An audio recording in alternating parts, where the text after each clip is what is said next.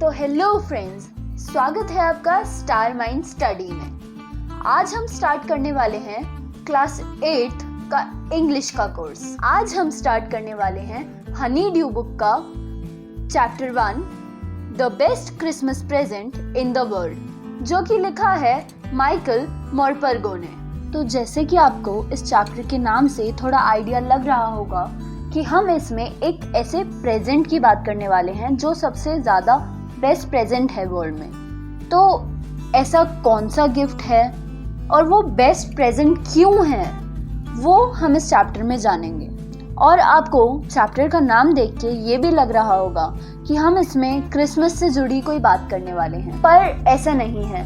हम इसमें बात करने वाले हैं सोल्जर्स के बारे में। जब कभी किसी दो कंट्रीज के बीच में वॉर्स होती हैं या फिर नॉर्मली भी हमेशा हमारी कंट्री के सोल्जर्स बॉर्डर्स पर तैनात रहते हैं, अपनी ड्यूटीज करते हैं, हमें प्रोटेक्ट करने के लिए हमेशा वहाँ पे अलर्ट रहते हैं। सोल्जर्स वहाँ बॉर्डर पर अपनी ड्यूटी करते हैं और हम सब यहाँ अपनी फैमिलीज के साथ फंक्शन मनाते हैं, अलग अलग फेस्टिवल सेलिब्रेट करते हैं। फेस्टिवल के टाइम पे कॉमन पीपल कंट्री में रहकर अलग अलग तरीके का अच्छा खाना खाते हैं, लोगों से मिलते हैं। तो क्या ऐसा ही सोल्जर्स के साथ होता है? जब फेस्टिवल्स आते हैं कोई, तो वहाँ पे वो लोग कैसे सेलिब्रेट करते हैं, क्या करते हैं वो लोग वहाँ पे, बेसिकली हम ये सब कवर करेंगे इस चैप्टर में। तो आइए अब चैप्टर स्टार्ट करते हैं। आई spotted it in a junk shop in Bridport. Bridport एक मार्केट प्लेस है। वहाँ पे ऑथर नरेटर जो हैं हमारे, वो स्पॉट करते हैं, उनको दिखती है इट, मतलब एक चीज़ के बारे में बात कर रहे हैं।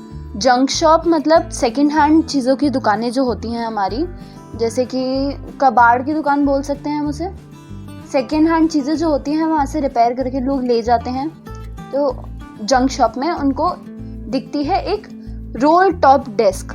रोल टॉप डेस्क एक वुडन डेस्क होती है जिसमें ऊपर हमारे पास लिखने के लिए स्पेस होती है और उसमें बहुत सारे कैबिनेट्स भी होते हैं। तो जब ऑथर ने उस शॉप के ओनर से, मैन से पूछा उस डेस्क के बारे में, तो उस मैन ने बताया कि वो डेस्क अर्ली 19th सेंचुरी की बनी हुई थी और ओक की थी। तब ऑथर हमें बताते हैं कि उनको हमेशा से एक ऐसी डेस्क चाहिए थी, पर वो कभी खरीद नहीं पाए क्योंकि वो बहुत ज़्यादा एक्सपेंसिव होती थी डेस्क। इसके बाद ऑथर हमें डिटेल में उस डेस्क की कंडीशन बताते हैं। तो वो हमें बताते हैं कि वो जो डेस्क थी वो बहुत ही ज़्यादा बैड कंडीशन में थी। उसका जो रोल टॉप था वो बहुत सेवरल पीसेस में टूटा हुआ था। उसकी एक जो लेग थी वो क्लमजीली, बिना कारीगरी के मेंडेड था, मतलब सही किया हुआ था।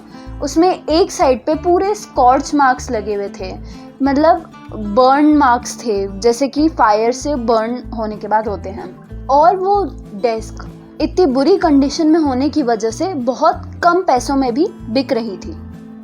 तो ऑथर सोचते हैं कि वो शायद उस डेस्क को रीस्टोर कर सकते हैं, सही कर सकते हैं, रिपेयर कर सकते हैं। और ये भी बात थी कि उसे सही कर पाना एक रिस्क और एक चैलेंज भी हो सकता है, क्योंकि वो इतनी ज़्यादा बैड कंडीशन में थी। तो हो सकता है कि वो शायद सही नहीं भी हो या फिर बहुत ज़्यादा मेहनत लगे उसे सही करने में। तो इस डेस्क को रिपेयर करना एक रिस्क और चैलेंज दोनों था ऑथर के लिए। पर ऑथर को वो डेस्क चाहिए ही चाहिए थी किसी भी कंडीशन पे। तो ऑथर ने वो डेस्क खरीद ली। उन्होंने उस मैन को पे किया और वो उस डेस्क को लेके अपने वर्क रूम पे आ गए, जो उनके गैरेज के पीछे बना हुआ था। और क्रिसमस ईव वाले दिन, मतलब 24th ऑफ दिसंबर को, उन्होंने उस डेस्क को सही करने में उस पर काम करना चालू कर दिया। उस डेस्क को रिपेयर करने के लिए नरेटर ने सबसे पहले जो रोल टॉप था, ऊपर का जो अलग से कंपार्टमेंट था, उसको पूरा हटाया और सारी ड्रॉवर्स को उन्होंने निकाल के बाहर रख दिया। फिर उन्होंने नोटिस किया कि उस डेस्क में जो विनीर था वो हर जगह से उठ चुका था और ऐसा लग रहा था कि जैसे वो वाटर से डैमेज हो चुका हो। तो विनीर एक ऐसा थिन लेयर ऑफ वुड या प्लास्टिक, डेकोरेटिव वुड या प्लास्टिक होती है जो हम फर्नीचर्स पर लगाते हैं ताकि वो अच्छे दिखें ऊपर से। तो वो ऑलमोस्ट हर जगह से हट चुका था और ऐसा लग रहा था कि वो वाटर की वजह से डैमेज होके हटा है। और ऑथर ये भी कह पा रहे हैं कि फायर और वाटर दोनों से बारी बारी ये डेस्क डैमेज हो चुकी थी बहुत बार। ये क्लियरली समझ आ रहा था उसकी कंडीशन को देख के। पर उस डेस्क की जो लास्ट ड्रॉर थी वो नहीं खुल रही थी बिल्कुल भी, वो अटक गई थी अपनी जगह पे, क्योंकि वो डेस्क इतनी पुरानी थी और इतनी ज़्यादा बैड कंडीशन में थी। तो ये भी एक रीज़न हो सकता है कि वो डेस्क का जो ड्रॉर है वो अटका क्यों था। तो ऑथर ने बहुत बार उसको जेंटली आराम से निकालने का ट्राई किया, पर वो ड्रॉर बहुत ही ज़्यादा जाम हो चुकी थी। तो ऑथर को लगा कि अब मुझे एंड में फोर्स यूज़ करके ही इसको निकालना पड़ेगा, वरना ये ड्रॉर नहीं निकलेगी। तो एट लास्ट उन्होंने अपनी फिस्ट के साइड से उस पर बहुत ज़ोर से मारा, तो एट लास्ट वो ड्रॉर खुल गई, फ्लू ओपन, मतलब बहुत स्पीड में वो खुली झटका लगने की वजह से।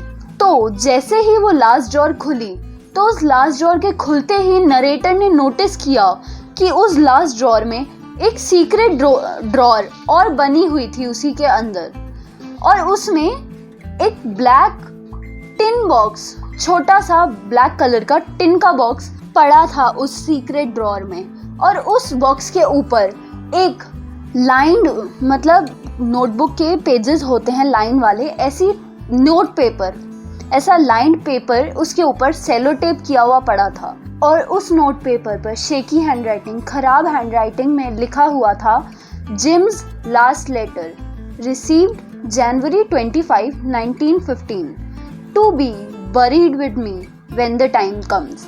ये पढ़ने के बाद ऑथर बहुत ज़्यादा क्यूरियस हो गए और उनको भी पता था कि ऐसे किसी और का बॉक्स खोलना और उनकी चीज़ें देखना बहुत गलत बात है, पर उनकी अपनी क्यूरियोसिटी को वो कंट्रोल नहीं कर पाए। और इस मोमेंट पे उनकी क्यूरियोसिटी, उनके स्क्रैपल्स, हमारे को जब भी कोई हम काम कर रहे होते हैं तो हमें कभी कभी कुछ काम करते टाइम ऐसी हेजिटेटिंग फीलिंग होती है कि नहीं ये काम गलत है, मुझे नहीं करना चाहिए, नहीं यार नहीं, ये नहीं करना चाहिए। जो हेजिटेशन वाली फीलिंग होती है उससे ज़्यादा उनकी क्यूरियोसिटी उन पर हावी हो चुकी थी, इसलिए उन्होंने ये बॉक्स खोला। उस बॉक्स के अंदर नरेटर को एक एनवेलप मिला जिस पर एक एड्रेस लिखा हुआ था, जो कि था Mrs Jim McPherson, 12 Copper beaches,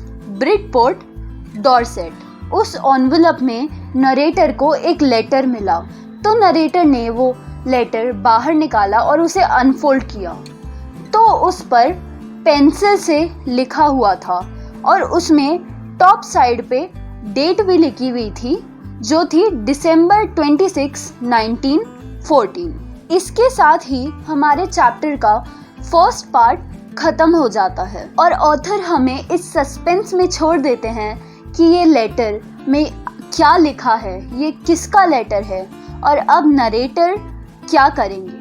अब हम इस चैप्टर के कॉम्प्रिहेंशन चेक वाले 2 क्वेश्चंस डिस्कस करेंगे। कॉम्प्रिहेंशन चेक का फर्स्ट क्वेश्चन है, what did the author find in a junk shop. Junk shop में ऑथर को क्या मिला। जंक शॉप में ऑथर को मिला था रोल टॉप डेस्क, तो इसका आंसर होगा the author found a roll top desk in a junk shop. Second question है, what did he find in a secret drawer. Who do you think had put it in there? उस secret drawer में narrator को क्या मिला और आपको क्या लगता है कि जो चीज़ नरेटर को उस सीक्रेट ड्रॉर में मिली वो उस सीक्रेट ड्रॉर में किसने रखी थी। तो इसमें क्वेश्चन के फर्स्ट पार्ट का आंसर होगा कि ऑथर को उस सीक्रेट ड्रॉर में एक ब्लैक टिन बॉक्स मिला जिसके ऊपर सेलो टेप से एक नोट पेपर चिपका हुआ था। तो हम इसे लिखेंगे, he found a black tin box in the secret drawer that had a note paper sellotaped to it। इस क्वेश्चन के सेकंड पार्ट का आंसर हमें उस नोट पेपर के ऊपर मिल जाता है। उस नोट पेपर पे लिखा था जिम्स लास्ट लेटर, तो हम ये मान सकते हैं कि शायद वो सेलो टेप्ड बॉक्स जिम का था। तो हम लिखेंगे I think the person named gym whose name was written on top of the note paper must have put it in there। तो इसी के साथ हमारा चैप्टर 1 का फर्स्ट पार्ट खत्म हो चुका है। इस चैप्टर का नेक्स्ट पार्ट आपको मिलेगा मेरी नेक्स्ट अपकमिंग वीडियो में। तो अब मैं मिलती हूँ आप लोगों से नेक्स्ट वीडियो में, तब तक के लिए बाय बाय। तो अगर आपको ये वीडियो पसंद आई हो तो वीडियो को लाइक कर देना, और चैनल पे नए हो तो चैनल को सब्सक्राइब कर देना और बेल की आइकन दबाना बिल्कुल मत भूलना।